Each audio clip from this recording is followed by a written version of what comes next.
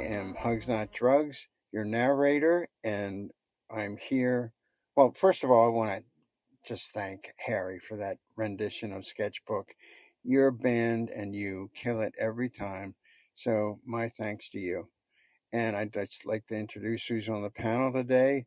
The three amigos, Dr. Uggs. Uh, say something, Dr. Uggs. Yeah, I'm the best amigo. John Barleycorn. Yes, my ego is not my amigo. And Hugs Not Drugs, I'm here with the same voice as John Barleycorn. And of course, we have co host John G., who's going to be our educator again on our topic today, the drama triangle, a.k.a. can be the trauma triangle too, because it's the same brain chemistry and the same. Well, I'll let him explain that to him. But first, we got Dr. Uggs doing the commercial. We'll get that out of the way, and then we'll just go right through with this education, inspiration, and hopefully some entertainment for you. Go for it, Dr. Uggs. Yeah, this is the best part of the program, by the way. Explain the commercial, because I am hilarious. A lot of people don't know that yet. This is sponsored by John Forlenza-Bailey's two books, The Transformation of Dr. Uggs. And that book is, it's about 25 pages. More like a comic book for me. The Transformation of Dr. Uggs is an original fairy tale that explains the progression of the disease of chemical dependency. It's not intended to be a story about blaming others for the acquisition of an illness. This fairy tale is intended to explain, not to blame. It is a story of discovery, insight, acceptance, and finally the right choices to live drug-free if one is chemically dependent. Also, he wrote a 60-page book that is a workbook. It's called the Road to Wellness Workbook. And that's designed to provide education, emotional support, inspiration to persons suffering from addiction. It offers step-by-step lessons to people striving to turn their lives around regarding abstinence, relapse prevention, family dynamics, and self-assessment to continue to discover self day by day. Recovery's up to you. Mentors help. Journals help. You must exchange and surrender destructive behaviors for constructive ways of handling the day-to-day stressors or triggers of life. No one deserves to continue to suffer from active addiction. Get better. Do the work. If you're drinking right now, go to detox if you have to. And there's no shame in that. I don't believe I just said that. All right. I'm trying to get these guys to drink again, and they're just not doing it. The cooperation is limited. That's right, not just for today. John and I just came out of a 6:30 meeting in Florida, and we thought we would give us a stab at this podcast today. How you doing, John? Oh, doing great this morning, John. Thank you. Thank you for asking. And I'm doing pretty good too. I'm very happy to be in Florida again, and I'm just asking. Is there anything that you want to say before we start off? Welcome to everyone. Welcome to our new listeners, and gratitude to those who have already heard us. Yeah. Why they're still hanging around? Well, that's God only knows. So, shout out to Arlene. She said she really enjoys the podcast, and I was thinking to myself, why? Oh, yes, we know, but we can't disclose that. Yeah. And, just another happy day. It's we woke up on the right side of the dirt this morning with sucking air, with an opportunity to learn how to love each other through these 12 steps that we use on a daily basis. And the topic for today for the meeting was one day at a time, which is in very line with drama triangle. So I'm going to let you, John, go through it. John G is going to talk now. Well, thank you. And yes, the drama triangle, I was introduced to it when I went through a training with some people affiliated with Naropa University out in Boulder, Colorado. And I was going through peacemaker training. And in one of our seminars, we were looking at, relationships, how they work. Just it was an awareness of interaction. And, and the topic of drama triangle came up. And looking into this a little bit more, it was founded by Dr. Stephen Cartman in, I believe it was 1969, University of San Francisco. And he came up with this idea of the drama triangle. And he based it on the work and study that he had done under another therapist, which some people may be familiar with, the concept of transactional analysis, TA, which was founded by Dr. Eric Byrne in the late 50s. And to me, transactional analysis is just a fancy way of saying what people do between each other. And so this idea of the drama triangle, and Stephen Cartman had used this idea of like the Little Red Riding Hood story, which he took it from the Grimm's fairy tale version, not the original version from about 1697. He took it out of the Grimm's Brothers Grimm book from about 1812, and that was where in the first book, Little Red Riding Hood ended up getting eaten alive, but in the Grimm's version, which is paradoxical because Grimm, you figure that would be the darker version of the story, but actually in Grimm's, Little Red Riding Hood is at Grandma's house, and of course she's going to be attacked by the big bad wolf, and then the huntsman comes by, this hunter, and dispatches with the big bad wolf and rescues Little Red Riding Hood. And in order to have a drama triangle, at the base of it, you need a victim. And then so you have this victim, and of course the victim wants to be rescued, and they perceive themselves and portray themselves as being victims, and they talk about how they're being persecuted, and there's various examples of this. And an example that I like to give, it's kind of like an archetype that I've come up with, is the idea of let's just say an underprivileged woman, Sally, in the trailer park in rural whatever, and she grew up in an abusive family. She's been hurt, and she may have been verbally abused, maybe physically, maybe even sexually abused by her father or her stepfather or an uncle or somebody, maybe by her mom. But she has been traumatized, and she has been a victim, and she's accepted this kind of victim persona and has looked at an early age for a rescuer. So there may be inappropriate early onset sexual activity, looking for a connection that she didn't get with her biological father.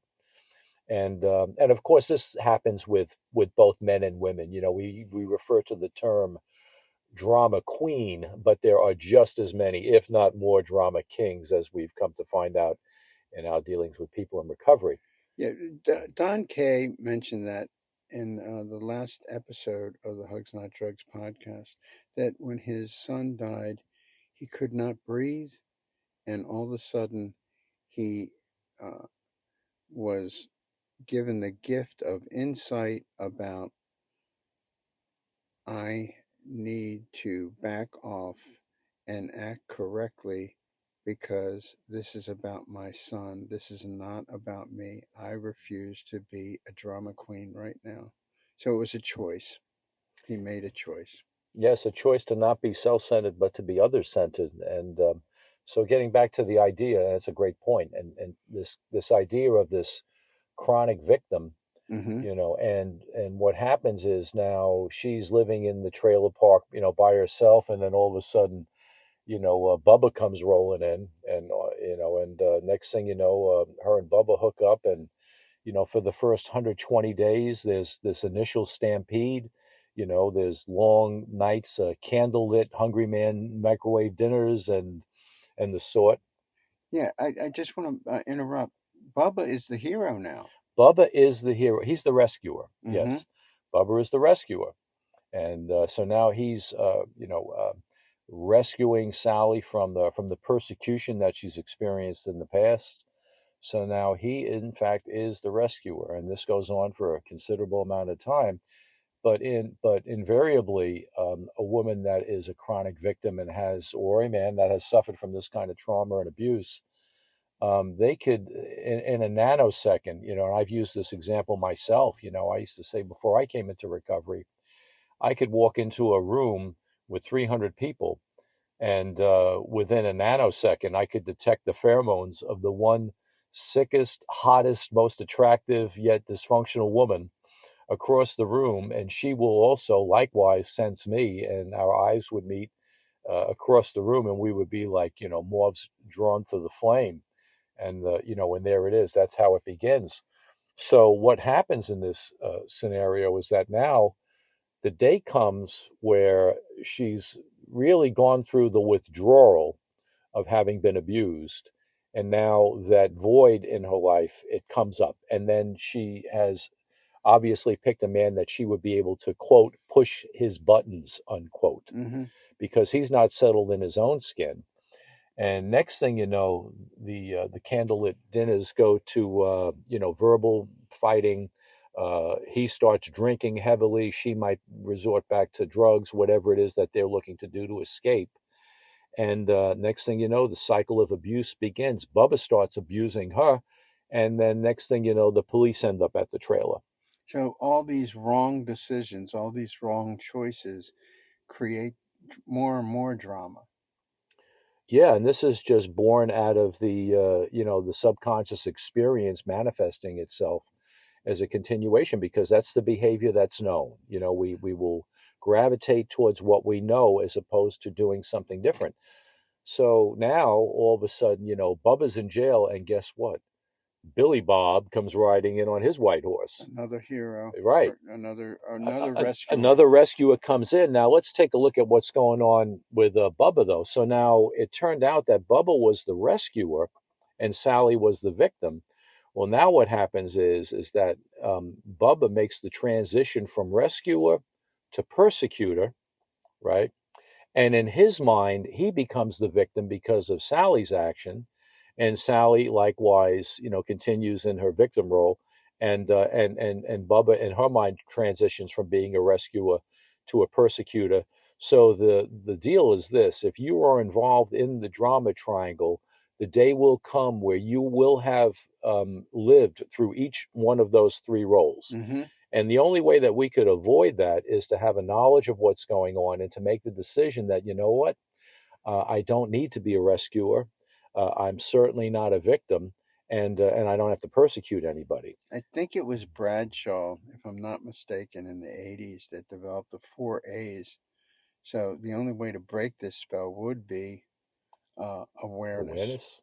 And once awareness happens, then you have to talk about it with somebody, admission. And then the third thing is acceptance. Accepting this is real. I've got to do something about it. And then the fourth thing is the magic of anybody getting well. It's doing the right thing. Action. Mm-hmm. Yes, the 4 A's. That's wonderful. And that falls in line with, the three tenets that I had learned, from my Zen teacher when I was actually going through this training, learning about the drama triangle. And, he would say, John, the three tenets are not knowing, bearing witness, Mm-hmm. and loving action. Mm-hmm. Or likewise, there's a technique which I teach some of the men I work with in a federal prison, which is stop, STOP, stop, take a breath, observe, then pick a behavior. So allow this situation to breathe before I respond like gasoline on the fire, because we're so conditioned to react as opposed to taking the time to make an appropriate decision, and then the cycle continues, unfortunately. So we talked. The topic today was one day at a time, and people were talking about making right choices instead of going into drama triangles, and that is an excellent way, a vehicle to stay away from the drama triangle too, isn't it? yes, absolutely. And, and we will continue this drama triangle in our own mind. So when we were talking today about living in the here and now, one of the ideas that I had shared was that, the past is a non negotiable reality. I had the opportunity when I was at work twice. I was in a hurry to get from the second floor to the first floor. And needless to say, I fell, and twice. So there were two times that I tried to negotiate with the non negotiable reality of gravity. Didn't work out too well. You had me laughing on that one. And so I tried to negotiate with gravity twice, and now I get a check every month. the FDNY sends me a check every month, and and thank goodness for that. But you know something, I may have failed at negotiating with gravity twice, but I've probably tried to negotiate with the past 2 million times and received absolutely nothing in return except resentment and continued anxiety over it. But today, it's like we say, in the promises, we will not regret the past nor wish to shut the door on it. And in the book, it says, the past, our experience is our greatest teacher. Mm-hmm. So today, I could make the conscious decision that when I look at these things, and people say, well, just let go of the past and discard it. But what I really need to do with all these past experiences, when they come up, when this trauma comes up, today, what I do is I try to embrace it in a way that, why am I reliving this experience? And what is it that can I do about this today? Because apparently my higher power wants me to experience this and is giving me an opportunity for personal growth where I can make that transition and no longer be a victim, no longer look to have a rescuer, and don't feel like I'm being persecuted by anybody in this drama triangle. And I can make the decision to say, what is it that I could take from what was painful in my life, and change my position from being a victim to being a survivor to being an advocate. I've got a couple of questions. Do you think the drama triangle is insanity? Yes, it is. Okay. So an intervention for that is an explanation that Einstein gave. Doing the same thing over and over again and expecting something different to happen is truly insanity. And we get that information at 12 steps meetings all the time, where we share our drama triangle to other people, and they look at us and they say, "Well, how'd that work out for you?" Yeah, I hate that. These these 12 steppers. What's their problem, man? Well, they have chemical dependency. That's right. And it's a brain disease, and I could allow myself to be victimized by the opinions of others that don't have an awareness of what it is that people that suffer from chemical dependency are going through. And I could allow myself to feel ashamed and less than and unworthy. But the great reality is, if I could accept the fact that I do suffer from this illness and do something positive about it, and through practice, then life will get better. And I had to realize that, if I'm going to make a lifestyle change going into recovery, is that I will be subjected to the well-meaning opinions of others, which may be in contrast with what it is I'm trying to accomplish. Mm-hmm. So I realize, I will suffer, and so I will be subjected to that, to their criticism, as well-meaning as it may be, family and friends being best at this. And then secondly, I realize that if I'm going to take this path, that I will be subjected to their criticism, and I'll be subjected first to their opinions, secondly, to their criticism, and then thirdly, if I want to stay in the inspiration of recovery, and these are qualities of inspired people that I've learned, and some of this I heard from Wayne Dyer and some other folks. But then I realized that if I'm on the path, then I have to detach from outcomes, particularly when I'm dealing with people that I've been involved with the drama triangle with. Mm-hmm. So I had to detach from outcomes. I had to realize that I needed no things to be inspired, particularly the opinions of other people, that my inspiration came from a higher power. Mm-hmm. And just like I would, get involved with the drama of feeling, well, someone disrespected me, something I deal with regularly in the prison. Mm-hmm. The concept of machismo and keeping up this facade, and the great reality that I share with these men in prison is respect comes from our relationship primarily first with our relationship with our higher power, then our relationship with ourselves, based on our relationship with our Creator. And if some man disrespects me or acts towards me in a disrespectful way, I understand that that is, more often than not, it's not about me personally. They're expressing anger over fear about something else. The guy that's approaching me on the yard, well, that guy might have just got off the phone with his wife, and she might have just said that, your best friend just moved in with me and the two kids. Yeah. So people have their trauma that they're carrying, and so I have to realize that as well. So you're walking, and if you're walking through the yard and there's a victim there, walking towards you, you're going to be, he's going to try to initiate you into his triangle. He wants you to be either a victim yourself, or he's going to, you know, you're going to be the rescuer, and it could end badly because you also end up being a victim with him. Yes, so he may be looking to turn me into a victim and persecuting me to compensate for his own victimhood. Mm-hmm. Mm-hmm. This happens all the time, you know. So I have to realize that I need no things to be inspired. And another part of getting off the drama triangle is, instead of just sitting there and not acting out of fear, uh, because I'm thinking that someone will perceive me as a persecutor or a rescuer, or I may perceive myself as a victim.